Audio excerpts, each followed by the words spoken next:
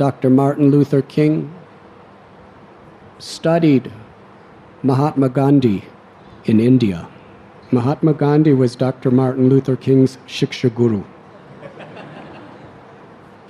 Because he was a Christian minister, and he believed in nonviolence and peace, and he felt that we cannot overcome the prejudice and the laws and the systems of America by force. So taking the same type of psychology and techniques of Mahatma Gandhi, he began the civil rights movement in America and had great impact, tremendous impact. Of course, he was murdered in the process. Over the last 50 years, many rights have been given that were never there before. His Holiness Bhakti Tirtha Swami was born before the success of Martin Luther King's civil rights movement. He was born in a situation where everything was against him socially. He was born in a violent, poverty-stricken ghetto in Cleveland, Ohio. Freezing cold winters with practically no heat. He was from a broken family. His father left the family before he was even born and never did anything to help them.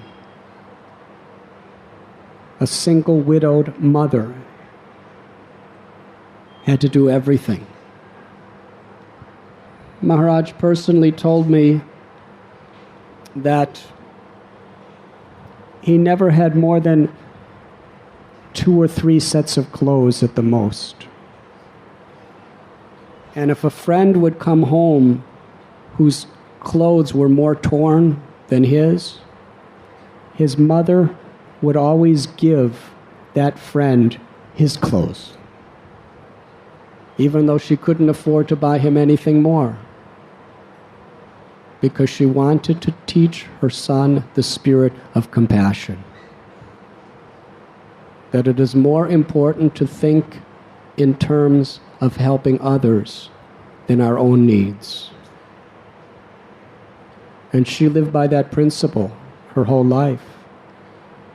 That had a deep impact in his heart. He was a minority. At that time, the African American people living in the ghettos, the chances were 99.99% that they would live, suffer, and die in the ghetto.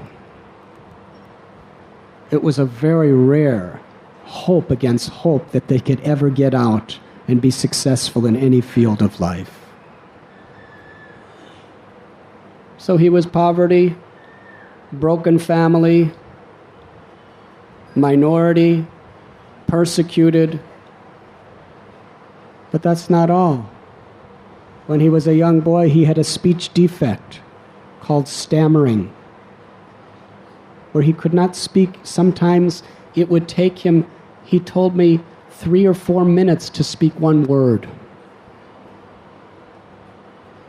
And when he was a little boy in school and would be called on to speak, if he was asked to speak, he would try to say, "My house." He'd go,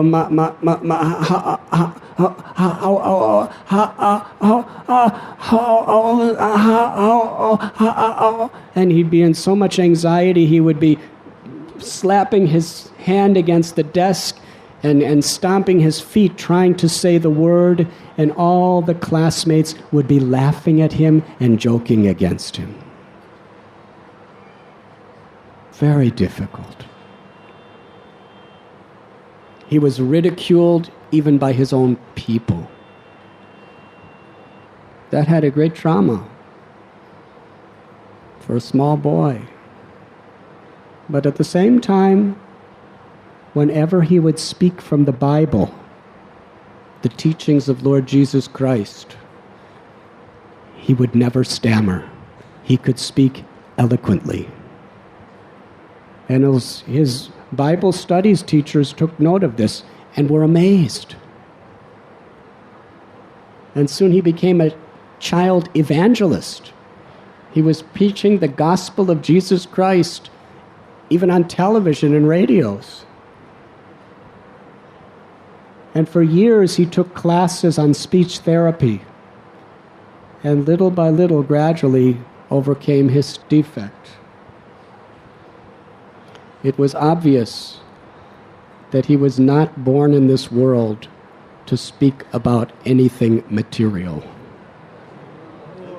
He was born in this world to glorify the Supreme Personality of Godhead.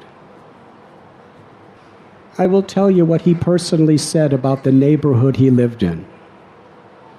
It was so violent due to lack of food, lack of law and order, so much suppression and depression. He said people would argue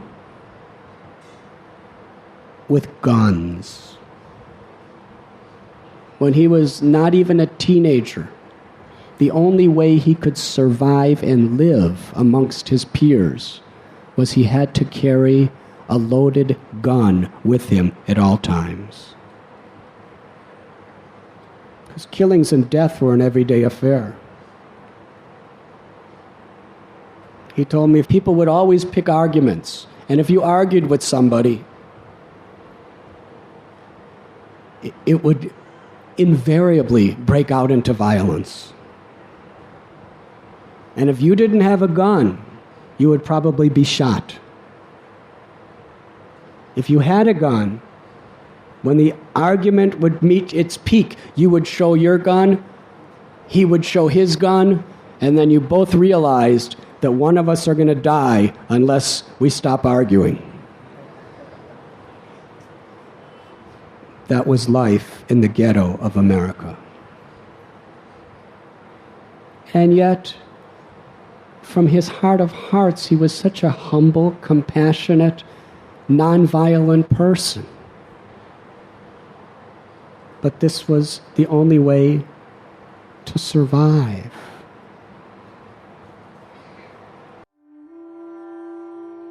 You were listening to Radhanath Swami on devotionalnectar.com.